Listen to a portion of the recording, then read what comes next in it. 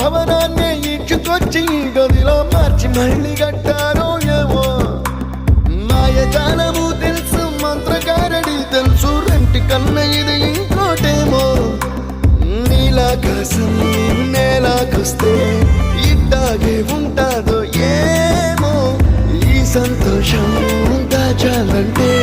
హృదయాలు ఓ వంద కావాలేమో ఇంతందంగా ఉంటుందా ఈ లోకం ఇన్నాళ్ళు ఈ మనసుకి తెలియాలేదే పాపం